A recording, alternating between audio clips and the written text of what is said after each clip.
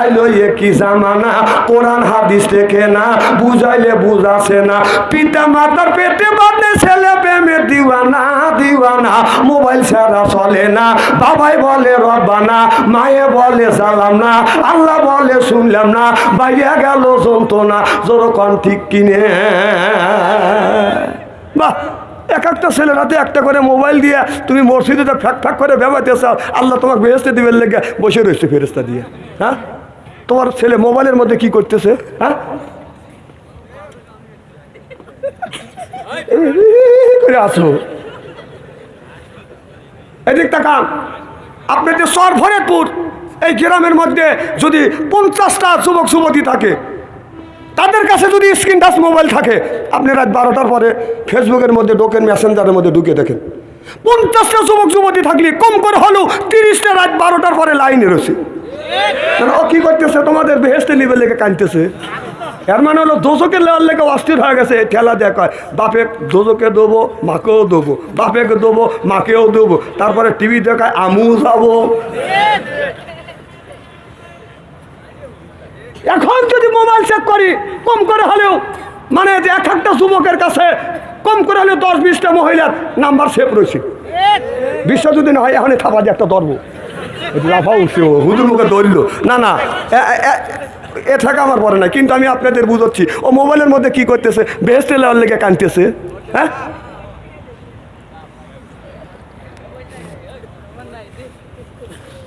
আহা বাবা, ছেলের হাতে মোবাইল দিয়ে আপনি বেহেশতে যাওয়ার জন্য পাগল হয়েছেন, যায়েন। আল্লাহ দিলে আমার কোনো আপত্তি নেই। আপনার ছেলেকে লেখাপড়া যদি কম করে, ছেলেকে বলে তোমার রেজাল্ট খারাপ হইলে কেন, তুমি স্কুলে কেন যাও না, এর জন্য ভাত বন্ধ করে দেয়, বাদান বাড়ি থেকে বাদান বের করে দেয়, এমন কি তার শরীরের উপরে বাদান প্রহার করে। আপনার ছেলের বয়স 20 বছর হয়ে গেছে, 20 বছরের মধ্যেই একটা দিনও নামাজ পড়ে না, তুমি ভাতও বন্ধ করে দিলে না, গালিও দিলে না, বাড়ি থেকে বের করে দিলে না, প্রহারও তুমি করলে না, তুমি মানুষ না কুত্তা। দুনিয়ায় কাজ করছে, তোমার ছেলে পড়াশোনা কম করছে, তাকে বাড়ির থেকে বের করে দিছে, ভাত বন্ধ করে দিছে, এরপরে মারপিট করছে, আল্লাহর হুকুম নামাজ পড়তেছে না, আল্লাহর খাচ্ছে, আল্লাহর জমিনে বসবাস করতে কোথা খাইতেছ। তুমি একটা বারও বললে না যে তুই মসজিদে যা, তুমি বাবা নাকি? খুব খারাপ লাগতেছে মনে হয়, তাই না? যে উঠে দেবে বসবো যে এই এর বিপক্ষে। লোকমান আলাইহিস সালাম বলে বাবা বেটা ইয়া বুনাইয়া আকিমুস সালাহ, বাবা নামাজ কাজা করো না, নামাজ পড়ে আল্লাহ আল্লাহ মিকুনা শামসু কামা, আল্লাহ আল্লাহ মিকুনা আরদু জামা আনতুম আওলানা বাস্তু মুসলিম কি সানাহা আনতুম আওলানা বাস্তু মুসলিম হতা কামা সিল্লাকান আল্লাহু আকবার। আমার বন্ধুগণ, আমার ভাইয়ের আমার, এবার লোকমান আলাইহিস সালামের বেটা বলল আব্বা আমি একটু সফরে যেতে চাই, বেড়াতে যাই, ভবনে যেতে চাই। হযরত লোকমান আলাইহিস সালাম নিজের সন্তানকে বলতেছে বেটা তুমি ভবনে যাইবে, সফরে তুমি যাইবে, তবে একটা কথা শোনো। কোন দিকে যাবে? বলে আমি উত্তর দিকে যাব। বলে বাবা তুমি যে উত্তর দিকে যাবা, তবে আমার একটা কথা শোনো বাবা, উত্তর দিকে যদি যাও বাবা, কিন্তু যাইতে যাইতে একটা কূপ দেখবে, ওই কূপে পানি তুমি পান করে না, কারণ ওই কূপের পানি খুব স্বচ্ছ পানি, দেখলে খাইতে ইচ্ছা হবে, তুমি ওই পানিটা পান করো না। তারপরে একটা গাছ দেখবে, গাছের নিচেও তুমি বসো না, যদি বসো বাবা তোমার কিন্তু বিপদ আজ হবে। আর একটা গাছ পাইবে, আর একটা গাছের নিচে একটা মুরব্বী বসে থাকবে, ওই মুরব্বীকে সালাম দিবে। ওই মুরব্বী যদি বলে বাবা আমি তোমার সাথে সফরে যাব, তুমি সফরে নিয়ে যাবে, সফরে নিয়ে যাইবে, ওই মুরব্বী মানুষ যা বলবে সেই কথা শুনবে, মুরব্বী যেটা নিষেধ করিবে ওইটা তুমি করিবে না। সিল্লাকান আল্লাহু আকবার। এবার হযরত লোকমান আলাইহিস সালামের ছেলে বাদাম সফরে রওনা করলেন। যাইতে যাইতে বাজানে আপনার এমন পানি পিপাসা লেগে গেল, ক্লান্তি হয়ে গেল, পানি না খাইলে মনে হয় তার কলিজাটা ফেটে যাবে। এমন সময় বাজানে একটা কূপ পাইলো, কূপের পানিটা খুবই স্বচ্ছ, কিন্তু কূপের মধ্যে থেকে এত সুঘ্রাণ বের হচ্ছে, মনে হয় পানিটা খায়, পানি খাবে। এমন সময় বাবা ওসিয়ত করে গেছে, ওসিয়তের কথা বাজান মনে পড়ে গেছে।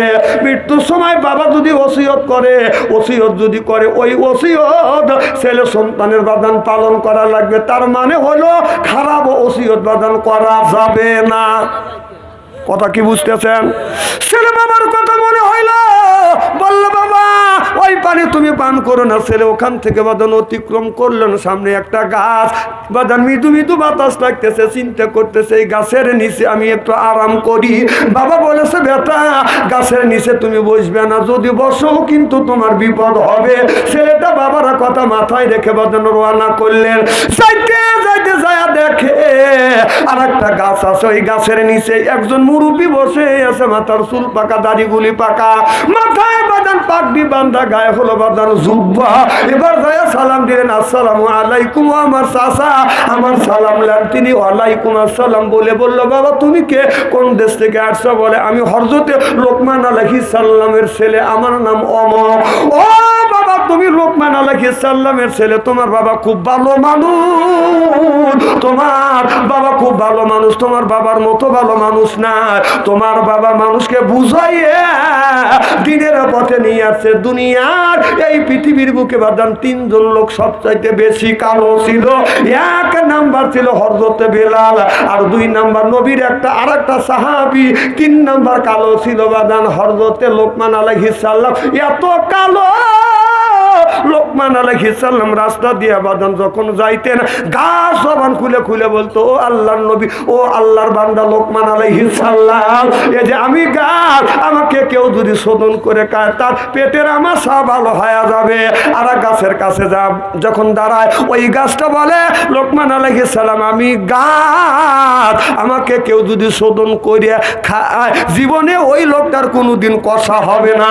লোকমান আলাইহিস সালাম নোট করলেন। আর গাছের কাছে যা বলতেছে, আর গাছের কাছে দাঁড়াইছে, গাছ জবান খুলে বলতেছে লোক, এই যে ভাই ভাই যা কিটা না না ভাই যাওয়া যাবে না, বাচ্চু আনসারি মাহফিলে আসা যায়, যাওয়া যায় না।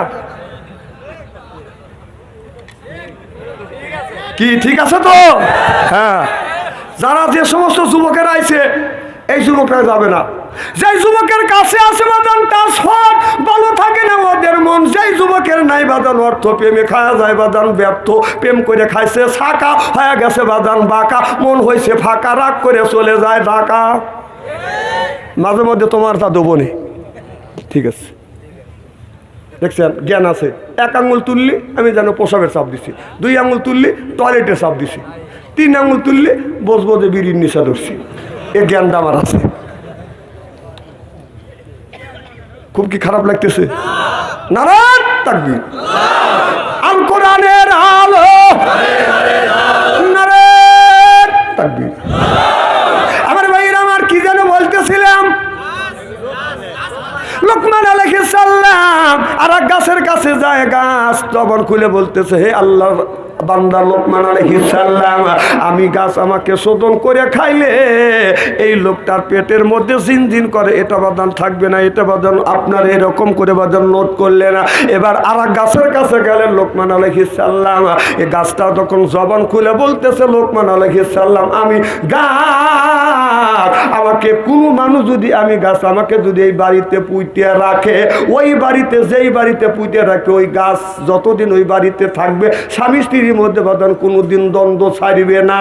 স্বামী স্ত্রী দ্বন্দ্ব করে বাদান মারা যাবে, এরপরে বেটা বিয়ে করবে, বেটার বউ আসবে, বেটার বউর সাথে বাদান সবসময় বেটার জর্গা লাগবে, কিন্তু সারাসারি হবে না। কথা বুঝতেছেন না? শান্তি নাই। স্বামী স্ত্রী বাদান জর্গা হইলে ঘর কিন্তু দোজকের চাইতে বেশি হয়। আল্লাহ নবী বলেছে স্বামী স্ত্রী যদি জর্গা হয়, সকালে জর্গা লাগবে, সন্ধ্যার সাথে সাথে ঘরে যাওয়ার আগেই তোমরা মীমাংসা করো। আর যদি স্বামী স্ত্রী যদি মীমাংসা না হয়, স্বামী স্ত্রী যদি বাদান ডাকাডাকি হয়, যদি দ্বন্দ্ব হয়, যদি গন্ডগোল হয়, যা দেখবেন বিছানায় শোয়ার সময় স্বামী বিবির দিকে পাশা দিয়ে কাইত হয়ে শোয়, আর বিবি স্বামীর দিকে পাশা দিয়ে কাইত হয়ে শোয়। স্বামী যখন নড়াচড়া করে, স্বামীরও চোখে ঘুম আসে না, বিবির চোখে ঘুম আসে না, দুইজন কিন্তু ঘুমের বান্দরে রয়েছে, কথা বুঝতেছেন না। বিবি মনে মনে চিন্তা করতেছে আমি ওর সাথে কথা বলবো না, স্বামী মনে মনে কয় ওর সাথে আমি কথা বলবো না। এবার বউ মনে মনে চিন্তা করতেছে আমি তোকে মাপ চাওয়া ছাড়বো, কথা বুঝতেছেন না।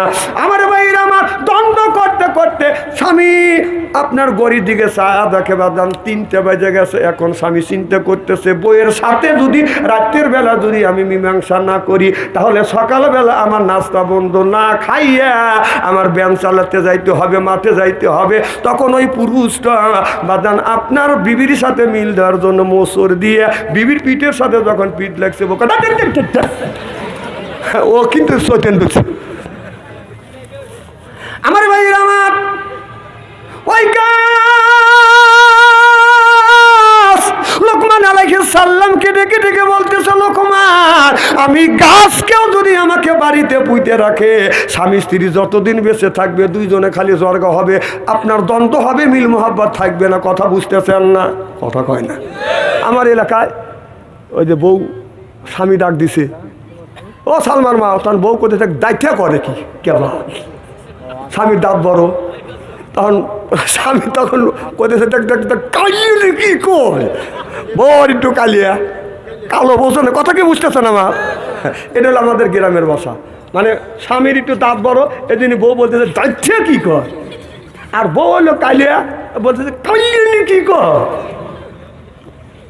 লোকমান আলাইহিস সালামকে বলেন ও লোকমান স্বামী স্ত্রী দ্বন্দ্ব করে মারা যাবে, ছেলে সন্তান ছেলে বিয়ে করবে বউ আসবে তার সাথে বাদাম দ্বন্দ্ব করে মারা যাবে, নাতিপুতি বিয়ে করবে স্বামী স্ত্রীর মধ্যে পড়বে না, ওই গাছ যতদিন পর্যন্ত ওই বাড়িতে বাদান থাকবে। লোকমান আলাইহিস সালাম বাদান নোট করলেন আমি লক্ষ্য করে দেখছি এই গাছ অনেক বাড়িতে আছে।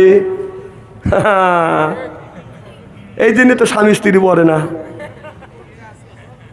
এখনই কব এতই সস্তা। আমার ভাইরা আমার ওয়াজটা মনে রাখেন, লোকমান আলাইহিস সালাম এটা নোট করলেন, রাস্তা দিয়ে বাদান হাঁটতে গেলেন, যাইতে যাইতে আর একটা গাছের কাছে যখন গাছে এই গাছটা জবান খুলে বলতেছো আল্লাহর বান্দা লোকমান আলাইহিস সালাম আমি গাছ, আমার এই গাছের নিচ দিয়ে স্বামী স্ত্রী যদি কোনোদিন ভুল কমে যদি হাঁটতে যায় 40 দিনের মধ্যে স্বামী মরে যাবে, না হয় 40 দিনের মধ্যে বাদান আপনার বউ মরিয়া যাবে। লোকমান আলাইহিস সালাম বাদান নোট করলেন এমন একটা গাছ আছে এই গাছের বাদান আপনার অক্সিজেনটা বাদান খুব খারাপ, যেমন আমাদের দেশে বাদান ইউক্যালিপটাস গাছ আছে, আপনার বাড়িতে যদি 50টা ইউক্যালিপটাস গাছ থাকে আপনার শরীর টিকবে না, আপনার বিবির শরীরও টিকবে না, আপনার ছেলে মেয়ের শরীর টিকবে না, আপনার বউ আপনি হাইটে যেতে 32 বার নিঃশ্বাস কথা কন না কে, কারণ ইউক্যালিপটাস গাছের বাদান অক্সিজেনটা খারাপ। বিশ্বাস যদি না হয় আপনি একটা চার্জার নিয়ে আপনার সুন্দর করে ইউক্যালিপটাস গাছটা বাদান সুন্দর করে আপনার ছিদ্র করিয়ে আপনার চার্জার দিয়ে আপনার চার্জার ঢুকো দিয়ে মোবাইলের মধ্যে দিলে দেখবেন মাঝে মধ্যে মোবাইলে বাদান চার্জলে। বললেন যাকাতের কথা 30 টাকা বললেন, রমজান মাসে রোজার কথা বলছে কুতিবা আলাইকুম সিয়াম, রমজান মাসে রোজা রাখো, এ কথা কার? তাহলে আল্লাহ বলে আকিমুস সালাহ নামাজ কায়েম করো, অত যাকাত আদায় করো, কুতিবা আলাইকুম সিয়াম রমজান মাস আসলে রোজা রাখো। নামাজের কথা 80 থেকে 82 টাকা, যাকাতের কথা 30 টাকা, রমজান মাসের রোজার কথা ডাইরেক্ট ইনডাইরেক্ট 2 জায়গা, আর কান্নার কথা 1 জায়গা, দিন প্রতিষ্ঠিত করবার কথা কোরআনের মধ্যে 500 টাকা, ইনডাইরেক্ট 403 টাকা।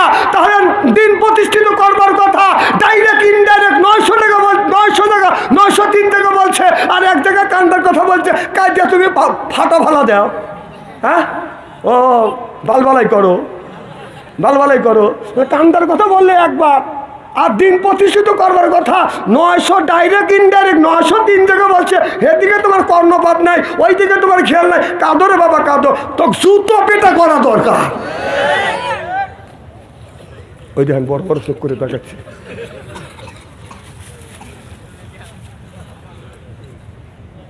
খুব মনে হয় খারাপ লাগতেছে, তাই না? না আমি তো কোরআন দিয়েই বলতেছি, আসলে কাঁদো রে বাবা কাঁদো, কে এত বললে পারো না দিন প্রতিষ্ঠিত করবার জন্য জীবন কোরবানি করো, ও তা পারো না, ও রক্ত দেওয়া লাগে আর টাকা দেওয়া লাগে,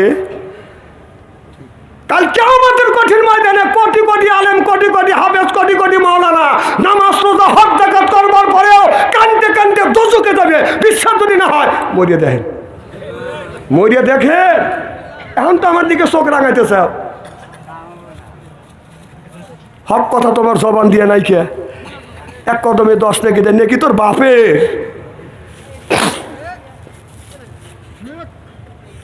ঠিক কওয়া লাগবে না। এখন বাজ্যা বাড়ি এলাকা কাছে কয়েন এটা ঠিক কম মরবেন নাকি? খুব কি খারাপ লাগতেছে? নারায়ণ তাকবীর। আমার ভাইয়ের, আমার মুসলমান ভাইয়েরা,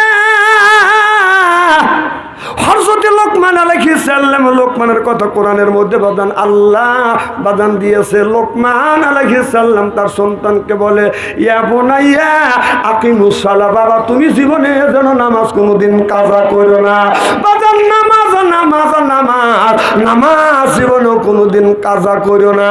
হযরত লোকমান আলাইহিস সালাম তার ছেলেকে নামাজের তাগিদ দিলেন, বাবা নামাজ পড়বে। আর আপনার ছেলের বয়স 20 বছর, 20 বছর